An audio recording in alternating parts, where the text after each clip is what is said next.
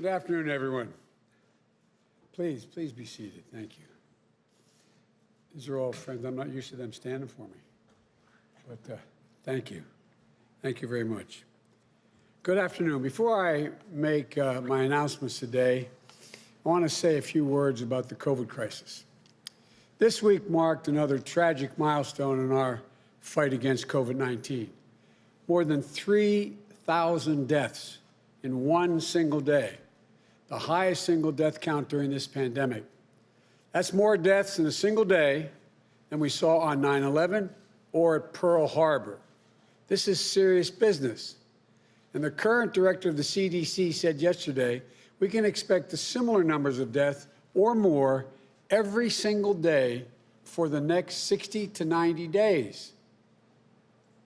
We're in the teeth of a crisis right now. And this nation needs presidential leadership right now. Presidential leadership that is willing to model the steps we should be taking to save our own lives and lives of our families. You know, we can wish this away, but we have to face it head on. We have to take it head on. Using every power available to me as president, we'll have a national coordinated strategy that will beat this virus. You know, and as tough as things are now, I firmly believe better days are ahead. We've got some good news yesterday. The FDA committee, recommended emergency use authorization for Pfizer's BioNTech COVID-19 vaccine. But we're grateful for the scientists at these, not only there, but other great organizations, researchers who developed this vaccine and several others on the way. And we're just as grateful to the scientists and the public experts who evaluated its safety and efficiency free from political influence. I want to make it clear to the public, you should have confidence in this. There is no political influence. These are first-rate scientists taking their time looking at all of the elements that need to be looked at. Scientific integrity led us to this point. We know the immense challenges and hard work ahead. Earlier this week, I announced our COVID response team that'll scale up the manufacturing, distribution, and injection of the vaccine. We set a bold and doable challenge in my first 100 days, 100 million shots in 100 days, asking the American people to wear masks for the first 100 days of our administration. And if we get the necessary funding from Congress, we can get most of our schools open in 100 days, but we need the help from the Congress and the funding. The first 100 days won't end the COVID-19, but meeting those goals can slow the spread, save lives, and get us back to our lives with the people we love the most. And we'll also be getting the right people confirmed during this period of time and in place to manage this robust, aggressive plan to contain the virus, help us build back better than ever, and make sure everyone is included. Now, today, I'm really pleased to add members to my team that will get the job done. In addition to the pandemic's grim milestone, the economic crisis has left millions of Americans out of work, without a paycheck, without health insurance, unable to put enough food on the table, literally unable to put food on the table, and unsure whether they can pay their rent when the new year begins or make their mortgage payments. It's affecting everyone from farmers to students, seniors to veterans, in red states, blue states, small towns, and big cities.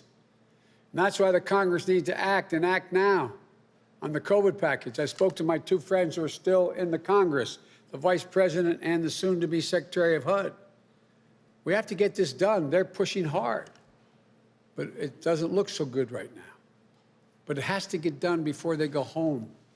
Millions and millions of Americans simply can't wait any longer. We shouldn't, we can't get bogged down in issues that don't help people. State and local governments need the help. Not only that, as I've said for months, we need to protect essential personnel like law enforcement, firefighters, to make sure everything is in place and effectively distribute the vaccine so that we can do that. This relief package won't be the total answer, even if it gets passed, but it's an important first step. There's so much we have to do. These crises have ripped the blinders right off the systemic racism that exists in America. The American people now can see clearly. Black, Latino, Native Americans, nearly 3 times more likely to die from COVID and more likely to get COVID to begin with. Black and Latino unemployment rates too large, too high. Communities of color are left to ask whether they'll ever be able to break the cycle, where in good times they lag, in bad times they're hit first and the hardest, and in recovery they take the longest to bounce back. Vice President-elect Harris and I knew we'd have our work cut out for us when we got elected, but we also knew we could build a team that would meet this unique and challenging moment in American history. Some are familiar faces. Some are new in their roles. All are facing new circumstances and challenges. That's a good thing. They bring deep experience and bold new thinking. Above all, they know how government should and can work for all Americans. For Secretary of Agriculture, I nominate Tom Vilsack, an outstanding 2-term governor of Iowa, the best Secretary of Agriculture I believe this country's ever had. He was there when the Great Recession was pummeling rural America.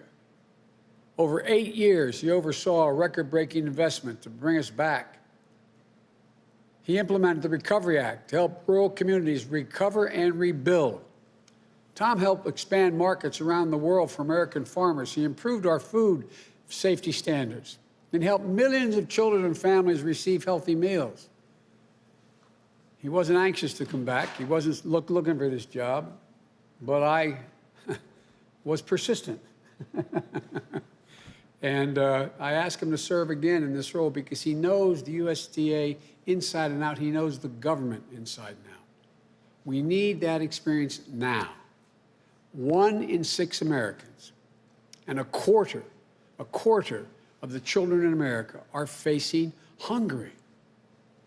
The opioid crisis in rural America is a rural America crisis, as is the climate crisis with droughts, floods, wiping out crops in small towns.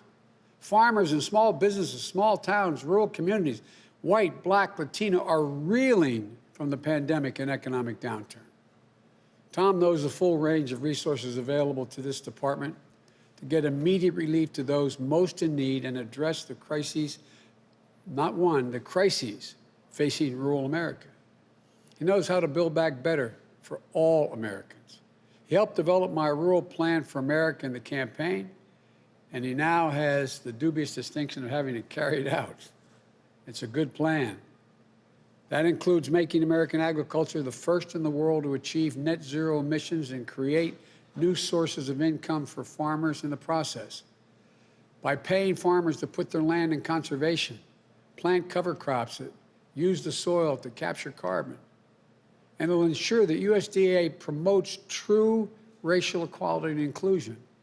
He recognizes the history of discrimination and will root it out wherever it exists.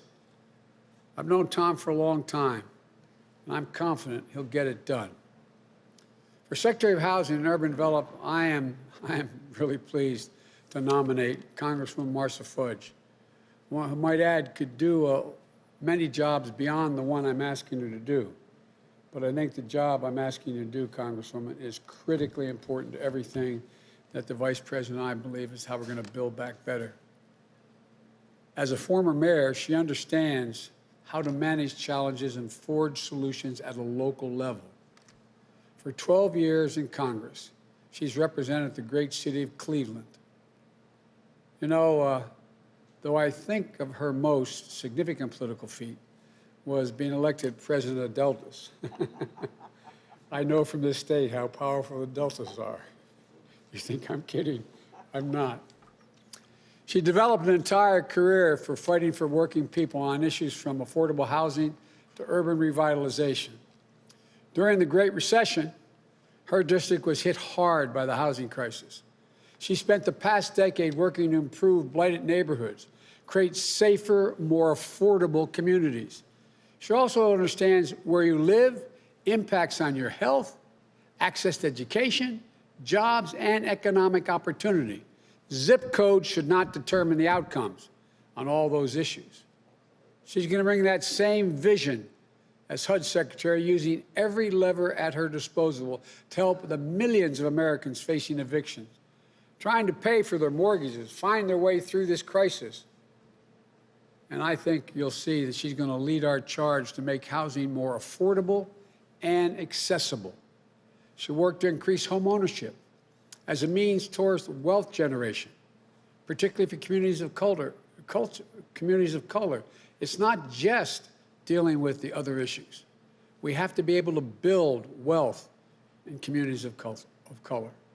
And she's also going to help us build back better by working across the ideological spectrum to fulfill the promise of HUD's mission. And here's what its mission is. It's often forgotten: to create strong, sustainable, inclusive communities and quality, affordable homes for all. End of quote.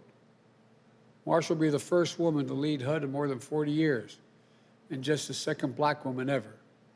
I'm honored to have her serve and thank her for being willing to do it in the Biden-Harris administration at this critical moment in our nation's history. And for Secretary of Veterans Affairs, I nominate Dennis Mcdonough, former White House Chief of Staff, Deputy National Security Advisor, deep experience on Capitol Hill. I've known Dennis for a long time.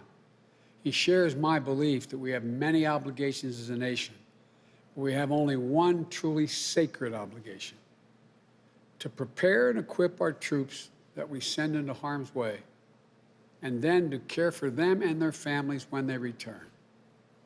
He regularly traveled, as I did, to Iraq and Afghanistan to meet directly with our service members, to see what they were going through, to understand the strain and the impact on them and their families. He'd visit them, as I did often, at Walter Reed to see firsthand the visible and invisible wounds they brought home. He knows the cost of war on veterans and their families, from the toll on their physical and mental health to the access to good-paying jobs. And he's a fierce advocate and a relentless workhorse. And I believe, and I think everyone who's ever worked with him knows, he's a world-class manager with an innate understanding for how government can and must work for our veterans. He worked closely with our then VA Secretary, Bob Mcdonough, and with the Congress to increase VA funding to ensure veterans to get the benefits they earned and they deserve. And by the way, he knows we have a very, very steep hill to climb in getting more funding, more docs, more psychiatric nurses, more folks out of the private sector into the VA. That includes implementing Veterans' Choice, a bill led by my friend Bernie Sanders and my late friend, American hero John McCain, and signed into law by President Obama in 2014 to help veterans access quality health care that they need when they need it. And in this role, I've given Dennis a clear mission: fight like hell. Fight like hell for our veterans and their families. And anyone who has worked with Dennis will tell you he'll move heaven and earth to fix any problem, to get a job done. He'll also work closely with our Secretary of Defense designee, Lloyd Austin, and the entire cabinet, and Jill as First Lady, to pull every lever to help us build back the VA better than ever. And Dennis, it's a family endeavor. His wife, Kari, leads a nonprofit that helps connect veterans and military families with local communities so they can help each other out and build a stronger country together. We're both our spouses feel incredibly strongly about this and have for some time. All the veterans and military families, nominating a VA secretary is one of the most important decisions I believe a president can make. And Dennis will always be there for you, I promise you, always fighting for you, as will the Vice President and I. For the United States Trade Representative, we've nominated Catherine Tai, a trusted trade expert, a dedicated public servant who knows government, and who spent her career leveling the playing field for American workers and their families. That's not hyperbole, that's a fact. She currently serves as the chief lawyer on trade for the powerful House Ways and Means Committee. Sharing praise from both lawmakers and both political parties. and from both labor and business as well. Now, that's a feat across the board, but all kidding aside, you have. I've gotten more calls complimenting me on your appointment than you can imagine. During the Obama-Biden administration, she was the chief trade enforcer against unfair trade practices by China, which will be a key priority in the Biden-Harris administration. She understands that we need a more strategic, to be considerably more strategic than we've been in how we trade, and that makes us all stronger. How we're made stronger by trade. One that leaves nobody behind. She's going to work closely with my economic and national security and foreign policy teams. Trade will be a critical pillar in our ability to build back better and carry out our foreign policy for the middle class. When I announced my candidacy, I talked about a foreign policy for the middle class, and I meant that in a literal sense.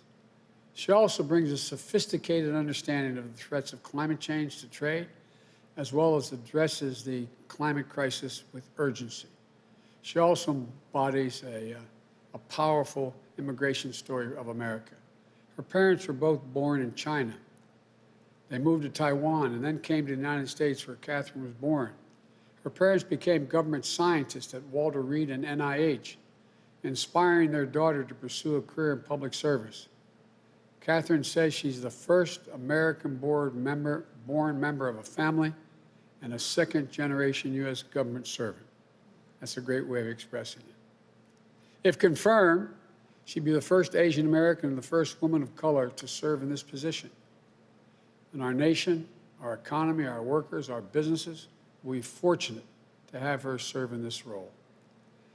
As director of the White House Domestic Policy Council, I spent some time convincing this wonderful public servant, but I'm appointing Susan Rice, former United States Ambassador to the United Nations, former National Security Advisor to President Obama, former cabinet member, team player, policy heavyweight, through tough negotiator, and trusted and tested public servant, who I've known for a long time, not only admired, but become friends with.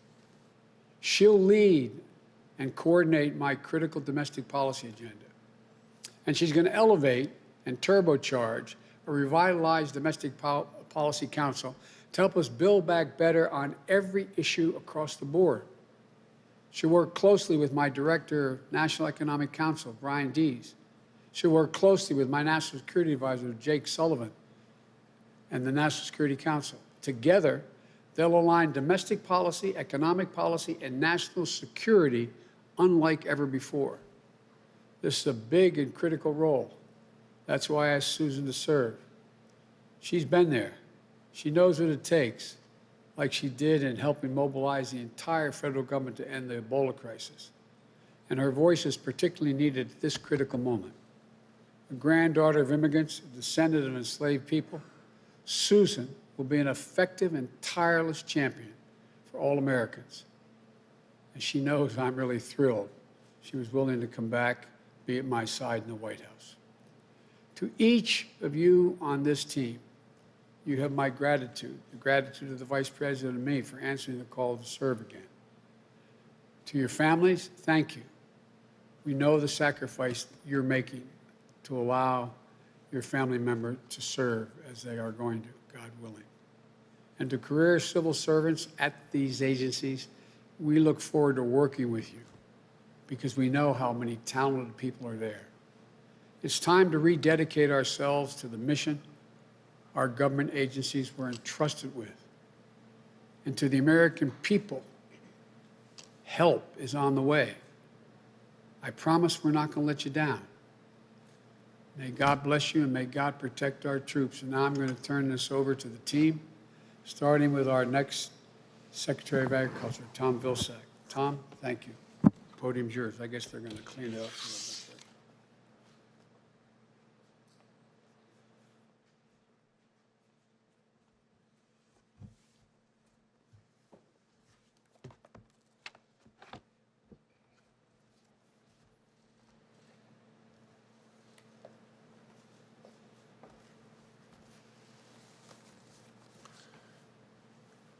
Mr. President-elect, Madam Vice President-elect, I'm honored by the trust that you've placed in me to return to the vital work of the USDA at a very critical moment for so many families and communities throughout America.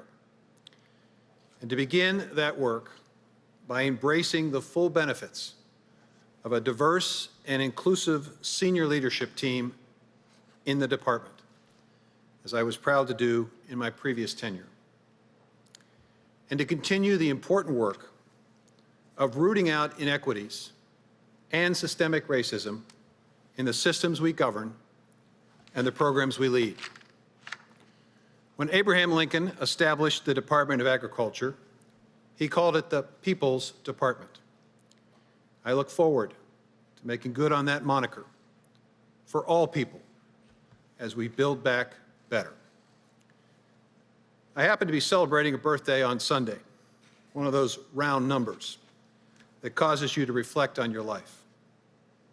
Thinking back on the path of my life, where it began in an orphanage in Pittsburgh, Pennsylvania, to Iowa, where my incredible wife Christy and I raised our family, and the home we've made there, to standing here today, being given a chance to serve our country once again. I feel enormously lucky and grateful to live in a country where paths like mine are possible. A country, as the President-elect often says, is defined by possibilities. But unfortunately and tragically, not all have experienced those possibilities. So I consider it my duty and my responsibility to help expand those possibilities for all Americans at the USDA. Now, I know firsthand the character of the dedicated public servants who work hard each and every day to fulfill the mission of that department. And I'm especially grateful for the chance to get back to work alongside them. One of our first charges will need to be to contribute all we can as a department to aid in the pandemic response, reviving rural communities and economies, addressing dire food shortages, and getting workers and producers the relief they need to hang on and to come back stronger. When we emerge from this crisis, we're going to have an incredible opportunity before us to position American agriculture to lead our nation and the world in combating climate change and reaping the new, good-paying jobs and farm income that will come from that leadership.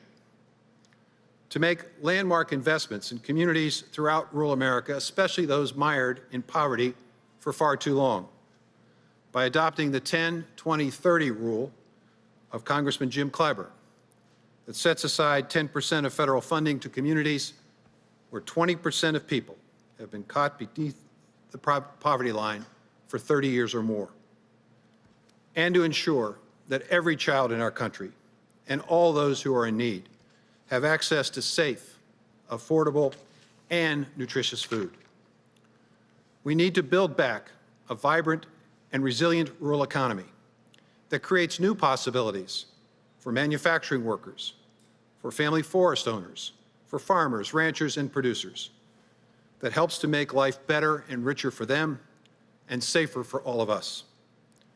And under my watch, the USDA will be a team player, working with our sister agencies to advance issues of shared interest, from rebuilding our infrastructure to fixing a broken immigration system to combating and fighting the opioid crisis. I look forward to pursuing that work on behalf of the American people, and especially those who live, work, and raise their families in rural America. And I will end by expressing my profound gratitude to the President-elect and Vice President-elect for this amazing opportunity to serve. Thank you.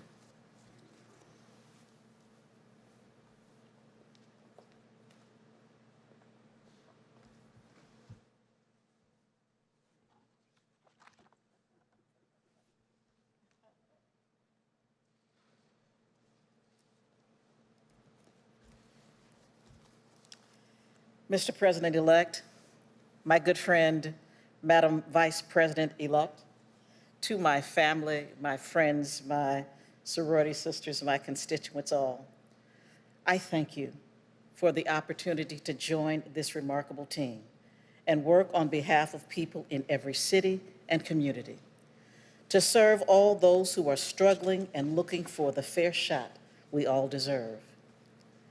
When I think about the enormity of the task ahead of us, I am reminded of the book of Matthew, where it is written, "Foxes have holes, birds have nests, but the Son of Man has no place to lay his head." There is dignity and there is grace within every woman, every man, and every child in this nation, including those who live on the outskirts of hope, those who work hard but still struggle to make it work, and those who have no place to lay their head. It is one of the highest responsibilities of our government to see them, to see their dignity, and to lift them up. I remember the feeling I had as a kid of the safety, security, and peace of mind contained in one word: home. I remember the comfort of knowing that no matter what happened, I could always go home. But far too many Americans live without that feeling.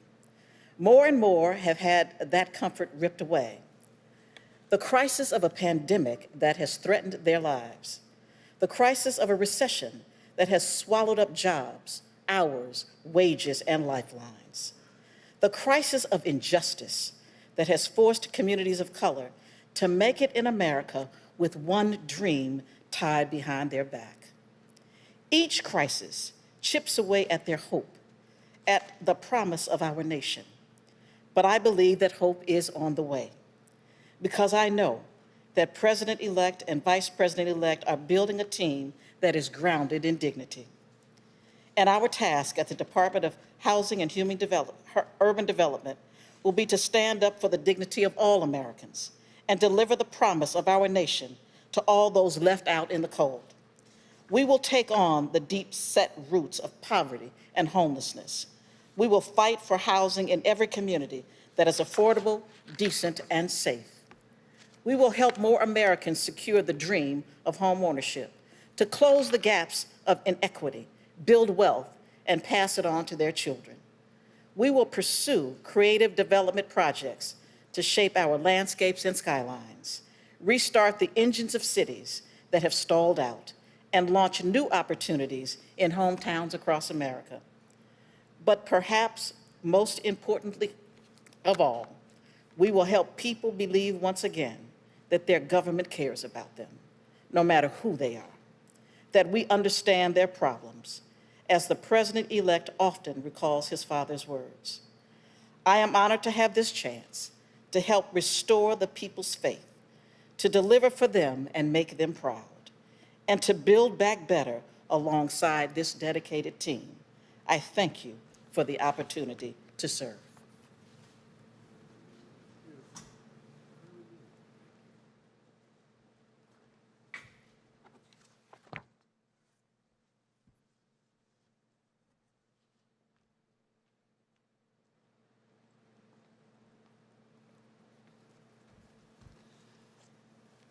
Mr. President-elect, Madam Vice President-elect, I'm deeply humbled by the trust and confidence you have placed in me, and if confirmed by the Senate, will be honored to serve as the Secretary of Veterans Affairs. Mr. President-elect, you have pledged to restore the soul of our nation and to unite us as Americans. In this work, there is a mission that can bring every American together, caring for our nation's veterans and their families. As you have said, this is a sacred obligation, and I know that for you and Dr. Biden, it's also very deeply personal. I've been inspired by veterans in my life as well. Today, I'm thinking of my grandpa Mcdonough, a Marine, all the troops I met on my visits to Afghanistan and Iraq, and the wounded warriors I spent time with at Walter Reed or showing around the White House. I'm thinking of the many vets I've had the pleasure to serve with, in and out of government, who have put the character and training that they developed in uniform to work to continue serving our country as civilians. I'm also thinking of one of my high school football coaches back in Stillwater, Minnesota, an Iowan, Joe Sam Samuelson. He stormed the beaches of Normandy. And in home hospice at the end of his life, he and his family were grateful for the compassion of the VA. When he passed, his wife gave me his coaching jacket, one of my most prized possessions. Coach Sam's jacket reminds me why we're here. Our men and women in uniform have had our country's back, and when they come home, we need to have their back. As the President-elect has said, his marching order to me is very clear. Fight like hell for our veterans. We're going to fight like hell to give our veterans and their families the health care, respect, and dignity they deserve. That means helping our veterans build civilian lives of meaning and opportunity, making our VA even more welcoming to all veterans, including our women veterans, veterans of color, and LGBTQ veterans, and keeping faith with our incredible military families and caregivers, because we need to have their backs too. To the men and women of the VA, many of you veterans yourselves, you work tirelessly to take care of our veterans, and your demanding jobs have been made even more difficult by the pandemic. To you and to the many dedicated vets service organizations who include vets, survivors, and their families, I look forward to being your partner, one united team in delivering care and support that's second to none. Finally, taking care of our veterans is not a job for the VA alone. Every federal department and agency has a role to play, and I will fight like hell to make that happen. And even though only 1% of Americans wear the uniform, under President Biden, every American will be called upon to embrace our responsibility to support our veterans and our military families. Mr. President-elect, Madam Vice President-elect, on behalf of my wife, Kari, and our family, thank you for this opportunity to serve. May God bless our troops, our veterans, and their families. And as a nation, may we always give them our very best, just as they have done for us. Thanks very much.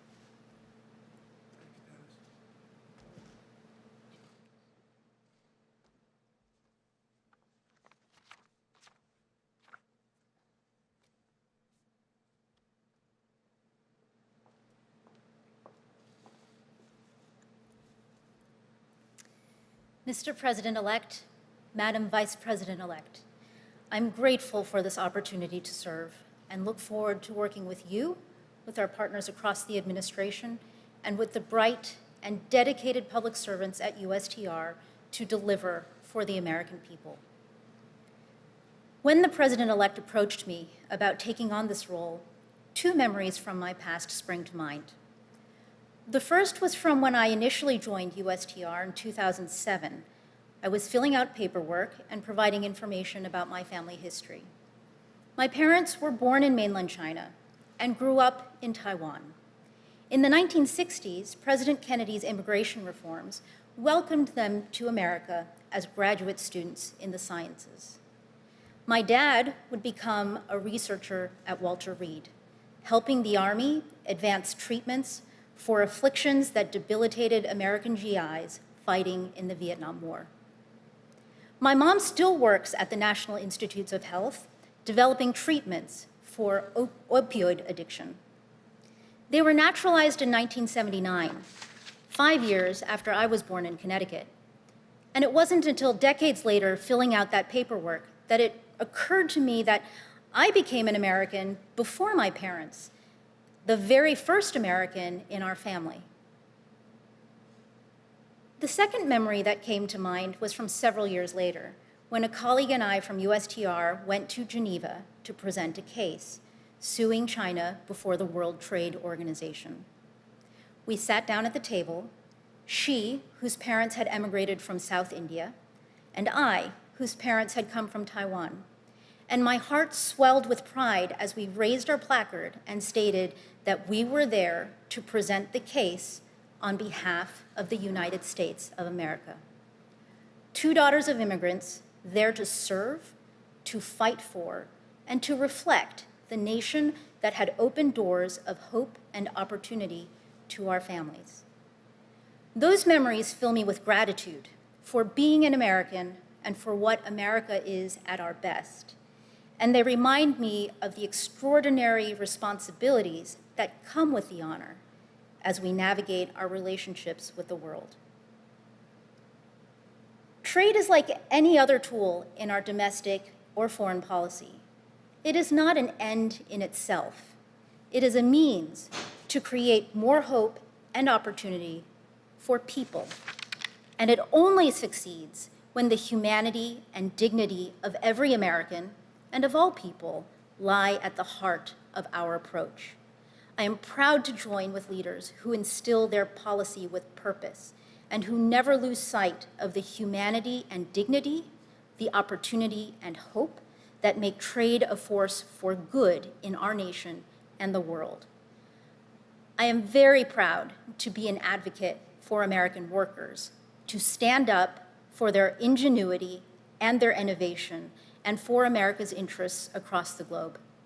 I look forward to harnessing the power of our trade relationships to help communities lift themselves out of the current crisis.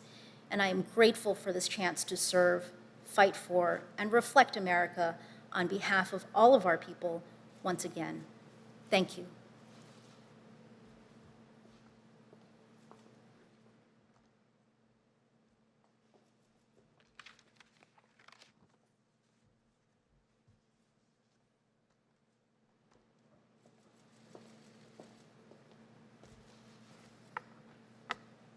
Thank you so much, Mr. President-elect, Madam Vice President-elect.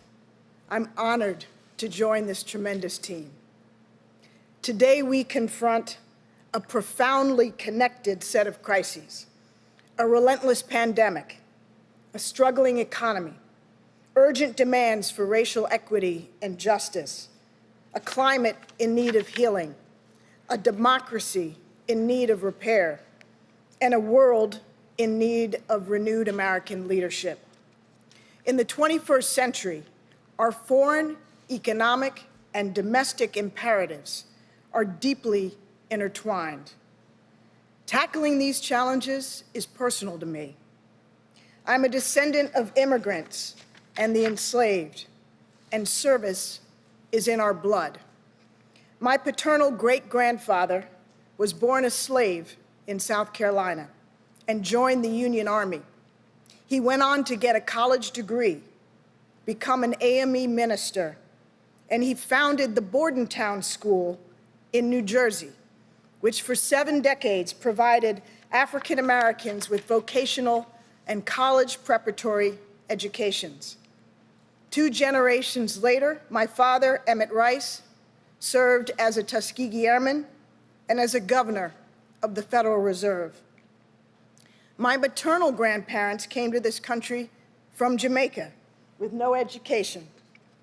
But working for decades as a janitor and a maid, they saved and they scraped to send all 5 of their children to college and on to professional success. My mother, Lois Rice, was known as the mother of the Pell Grant program, which has enabled 80 million Americans to reach college. And as she liked to say, not bad for a poor colored girl from Portland, Maine. But today, for far too many, the American dream has become an empty promise, a cruel mockery of lives held back by barriers, new and old. That is not good enough for any American. But we know that throughout our history, Americans have forged opportunity out of crisis. After the Civil War, we ended slavery and enshrined the concept of equal protection under the law. During the Great Depression, we established the Works Progress Administration and Civilian Conservation Corps. After World War II, we enacted the GI Bill. In the 1960s, we abolished legal segregation, established full voting rights, and enacted Medicare and Medicaid. Now, at the foot of yet another bridge between crisis and opportunity, I'm honored and excited to take on this role. Joe Biden and Kamala Harris's vision for our future is expansive but achievable. America must finally become a nation where every child, from Akron to Arkansas, from the Bronx to Brownsville, from the Sioux Nation to South Central Los Angeles, can dream without limits and make her dreams come true. I have no illusions about the difficulty of making that vision real, but we are here to get hard stuff done. Our top priorities will be to help end the pandemic and revitalize the economy so that it delivers for all, to bring dignity and humanity to our broken immigration system, to advance racial equity, justice, and civil rights for all, to ensure that health care is accessible and affordable, and to educate and train Americans to compete and thrive in the 21st century. I profoundly believe that we all rise or fall together, absolutely all of us. So, Mr. President-elect, Madam Vice President-elect, I promise you, I will do everything I can to help this country I love to build back better, to make our government deliver for all Americans and for working families, and to bring the American dream far closer to reality for all. Thank you very much.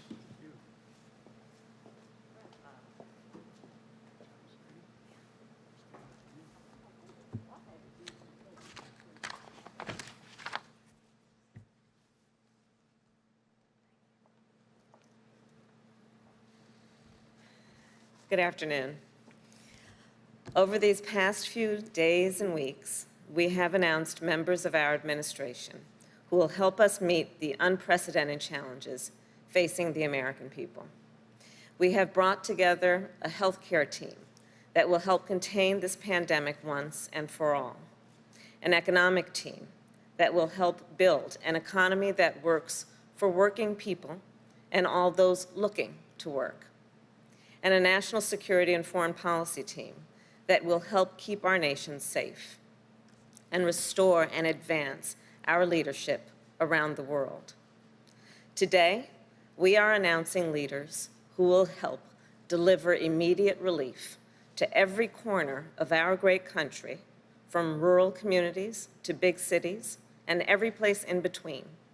Leaders who will help care for our veterans and their families, and advance opportunity for all Americans at this consequential moment in our country. At a time when 1 in 8 households say they didn't have enough money for food in the past week, we need leaders who understand that no one should go hungry in the United States of America. At a time when 1 in 6 renters are behind on rent, we need leaders who will not only help provide relief to all who need it, but help address the affordable housing crisis in America. You know, I was in high school by the time my mother saved up enough money to put down a down payment on a home. And I understand the dignity of home ownership and the importance of making the American dream a reality for everyone.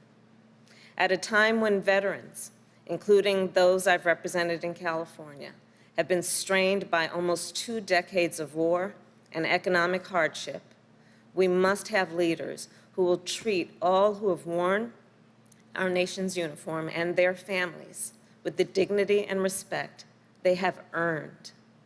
Leaders who will be focused on doing what is in the best interests of the American people, who will negotiate trade deals that are good for workers and good for our economy, who will address the defining challenges of our time, from combating our climate crisis to advancing racial justice. That is what these remarkable Americans will do. I know them well, and some are very dear friends. These leaders have different backgrounds and life's experience. and they bring to their roles different skills, perspectives, and areas of expertise. And they all reflect the very best of our nation. They are all dedicated and compassionate public servants, and all of them are ready to hit the ground running on day one. So, Mr. President-elect, congratulations on these outstanding choices. I look forward to working with each member of the team and the whole team that we are bringing together to meet the urgent challenges facing our nation and to rebuild our country in a way that lifts up all Americans. Thank you.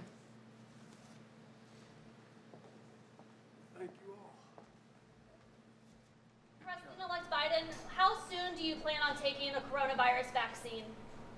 Did Hunter Biden commit a crime? Have you spoken to your son, Mr. President-elect? What did you learn was under